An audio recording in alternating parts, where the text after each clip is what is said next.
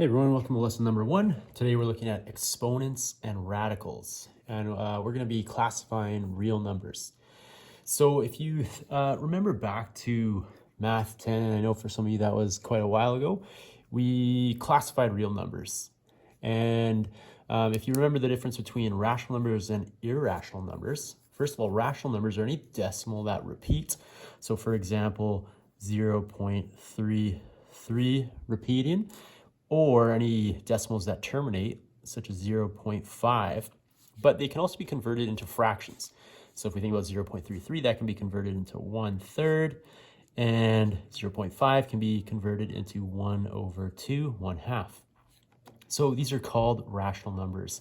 They can also be written as a ratio of two integers. So if we think about 1/3 or 0.33, that can be written as a ratio of 1 to 3. If we think about 1/2 or 0.5, that can be written as a ratio of 1 to 2. One thing you need to think about is rational and ratio. Those are two related words. And if you think about irrational numbers, those are decimal numbers, which are both non-repeating and non-terminating. So they don't repeat and they don't end. And they also cannot be converted into fractions. So these are called irrational numbers, numbers like pi, right? So pi, if you think about that number, you have 3.141592653 dot, and that goes on. It's not going to repeat, but it's also not going to terminate. So the set of all the rational numbers and all the irrational numbers, if you combine this set, we would call them real numbers. And these numbers can be represented on a number line, but we can also break these numbers down into different sets. So for example, we have the natural numbers. These are numbers 1, 2, 3, 4, 5 onwards. Whole numbers include 0, 1, 2, 3. Then we have integers, and integers include 0, 1, 2, 3, but they also include negative numbers, -1, -2, -3. Notice how there are no half numbers or decimal numbers in between the natural, the whole, or the integers. And then we have rational numbers, which we know can be represented as a fraction, or they can be represented as a ratio, or they can be represented as numbers that repeat or terminate when written as decimals. And then we have the irrational numbers. And all of these would fit under the umbrella of real numbers. So let's look at example number 1, where we have a student, Raven, in AP Math, and she's asked to show the relationship, the interrelationship between the sets of numbers in a nested diagram. Her partial work is shown below, and we want to complete her diagram. So a nested diagram, this is a diagram which shows the relationship between various sets, and in this case, various sets of numbers. So all of these numbers fit in real numbers. But if we think about where this whole number is, the whole number will not include certain values such as rational numbers or irrational numbers, but would themselves be included as rational numbers and irrational numbers. So let's take a look at how we would complete this nested diagram. So if we think about what we've previously looked at with the sets of numbers, natural numbers to real numbers, and actually let's look at natural numbers to rational numbers, excluding irrational numbers. Irrational numbers kind of stands alone. And here we have this category of these numbers that are standing alone. It's separated from the other sets of numbers. So here we would have our irrational numbers, and here we have rational numbers. So real numbers includes any number that's rational and irrational. And if we think about rational numbers, numbers that can be represented as a fraction or as a ratio, that would include integers as well. So next we have integers.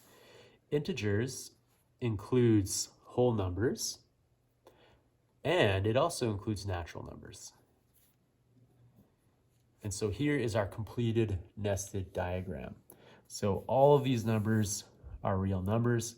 However, irrational numbers kind of stand alone when we think about the other sets of numbers. So Q, I, so Q rational numbers, I integers, W whole numbers, and N natural numbers. Next, we'll look at example number 2. And with this example, what we want to do is we want to write all the sets of numbers to which the given number belongs to. And then we want to write the answer from the largest set to the smallest set. So all of these numbers are real numbers, and the real numbers are the largest set. So we're going to start with real number with 9.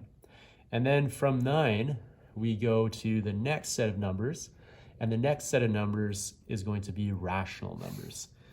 And 9 is a rational number because we can write it as 9 over 1.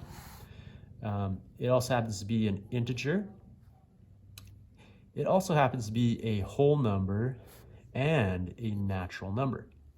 And so it belongs to all 5 of these sets. Now, the way we've organized it is this is the largest set, which means it has the most types of numbers as a part of it with real numbers. And with natural numbers, this is the smallest set of numbers because it's not including any negative quantities, it's not including 0, and there's no rational numbers in terms of 1.2 and 1.3, which would fit between 1 and 2 on a number line. Next, we have 11 over 7. 11 over 7, also a real number. And this is a rational number because it is expressed as a fraction. And this fraction is also a ratio between these two numbers, 11 to 7. Next, we have the square root of 5. Square root of 5, also a real number. And this happens to be an irrational number because if you were to calculate this, which I'll do right now, you'll see that it's going to be a non-repeating, non-terminating decimal, 2.236067977. And it will go on if we allow those parameters in this calculator.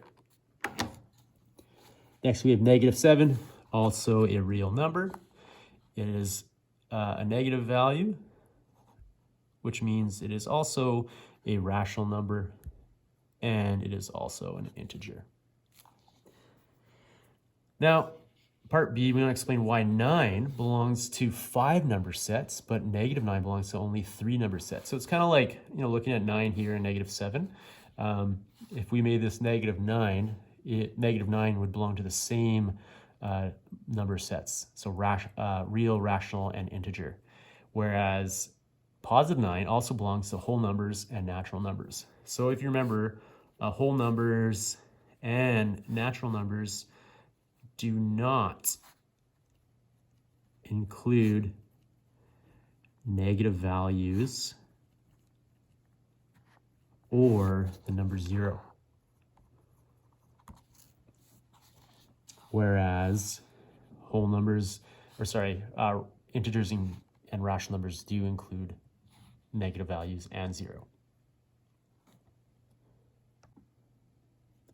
Next, we're going to look at square roots. Now, if you remember back to grade 10, all positive numbers have 2 square roots, one a positive number and the other a negative number. The positive square root is the one that is known as the principal square root. And this is the one where generally if we're asking for the value of a radical or of a square root, we're looking for the principal square root. It's not until we look at quadratics that we're going to be looking for the negative square root. But whatever it is, it's going to be denoted by the symbol, radicand, or square root. So the square roots of a perfect square are rational numbers. So example, the square roots of 16 are 4, negative 4. However, if we're asking for the square root of 16, we're only looking for the principal square root of 4, unless we're looking at quadratics. More on that later. So the square root of a non-perfect square is an irrational number. So for example, the square root of 17 and negative 17 is going to be an irrational number. That's going to be a number that is a decimal, and it is non-terminating and non-repeating. Now, it's really important to be able to mentally estimate what the values of square roots are. And that's what we're going to be looking at this example, and we'll just look at a way to do it. We'll just look at a couple. Well, actually, we'll probably do all of these examples to begin with, but what we're going to do is, first of all, estimate the value mentally. We're just going to use a whole number, and then we're going to use a calculator to find the approximation to the nearest tenth. And then we'll decide if our estimate is reasonable. So let's set square root of 46. Now, the closest thing I have to the square root of 46 without going over is going to be the square root of 36. Okay, so this is what I'm going to put under my radical sign. And so my estimate is going to be somewhere around 6. Now, this is just an estimation. I know that this is not actually the square root of 46, but it's going to be quite close. So when I take my calculator, I'm going to do the square root, so second function, x squared, which is my square root, and now I'm going to type in 46. And the actual value to the nearest tenth is going to be 6.8.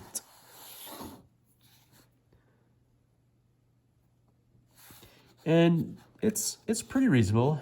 0.8 off is still a little further than I kind of like to be. But yeah, I think it's reasonable. If we go to part B, square root of -5. Now again, what we would do is we would go to the closest value, to 5, which is 4. And so my estimate is going to be -2 because we have this negative sign. So whatever our value is going to be, it's going to be negative. And now let's see what our actual value is to the nearest tenth. So negative square root of 5. We get -2.2, which is quite reasonable. Next, we have the square root of 2 times 18 plus 5 times the square root of 37 minus the square root of 5. So what I like to do is just kind of break this down. So rather than saying square root of 2 times 18, I'm going to say what the square root of 18 is likely going to be. So again, the closest number is 16. So I'm going to say 2 times 4 plus 5 times 6. If I say the closest perfect square to 37 is 36, that value would be 6. And then subtract 2, because the closest perfect square to 5 is 4. And the square root of 4 is 2. Next, if I simplify this, that's 8 plus 30. 5 times 6 is 30, minus 2. And so 8 plus 30 is 38, minus 2 is going to be 36. And we'll see what our actual answer to this is going to be. I have 2 times the square root of 18 plus 5 times the square root of 37 minus the square root of 5, and we get an answer of 36.6 or 36.7. So it's pretty reasonable as well. And then we have the square root of 95. So if we simplify the square root of 95, the closest number I'm going to get is 81 for my perfect squares. So this is going to be the square root of 9, which is going to be 3. So let's see, and this is our estimation or our approximation, and our actual value is going to be the square root of 95, and we get an answer of 3.1, which again is quite reasonable. Last, I'm going to look at cube roots. So when we have cube roots, all numbers, positive and negative, they have one cube root, and it's denoted by the symbol cube root. This is the radical sign, so this is a radical, and then the index here will tell us how many times we're doing a multiplication. So the cube root of a perfect cube is a rational number. So for example, if I have a perfect cube like 1,000, the cube root is going to be 10. That's a rational number. If I have the cube root of -27, also a perfect cube, That's going to be -3, also a rational number. However, if I have a value that is not a perfect cube, for example, 9, which is a perfect square, not a perfect cube, that is going to be irrational, which means it's going to be a non-repeating, non-terminating decimal. So in each of these cases, what we want to do is we want to estimate the value mentally, very similar to what we were doing in the previous example. And then we want to use our calculator to find the decimal approximation and to the nearest tenth, and then decide if it's a reasonable estimate. So our first question here, we have the cube root of 11. So right away we know it's going to, because this number is 11 is not a perfect cube, we know it's going to be an irrational number. So I'm going to look for the closest thing to 11 without going over, and that's 8. And so for my estimation, I'm going to say that the cube root of 11 is going to be close to 2. The actual value of the cube root of 11, and if you have the TI-83 or TI-83 plus or TI-84, whatever, what you want to do is go into the math function, and we want to select option 4 for cube root. So I have the cube root of 11, punch that in, I get 2.2, which is a pretty reasonable estimate that we made of 2. This value here, cube root of 120. First of all, let's find closest thing without going over is 64. So we're going to say that the cube root of 120 is going to be close to 4. And again, math function, option 4, and then 120 is our value. And I get a actual answer of 4.9. That's not very reasonable. And then our last, we have 4 times the square root of 70 minus 4 times the cube root of 70. So this one, square root, we want to select the closest perfect square, which would be 64. So square root's a perfect, or 64 is a perfect square, and the square root of 64 is 8, minus 4 times a perfect cube, or the cube root of 70. And the closest perfect cube to 70 is also 64. The value of that would be 4. So we would have 32 minus 16, and we would have an estimation of 16, whereas the actual value would be 4 square root of 70 minus 4 cube root of 70, 16.9, nearest tenth would be 17.0. Again, that's not very reasonable in terms of the estimation. And so when we're doing cube roots, you're going to want to estimate a little bit higher. So like even 16.5 or 4.5 would be a closer estimation to the actual answer.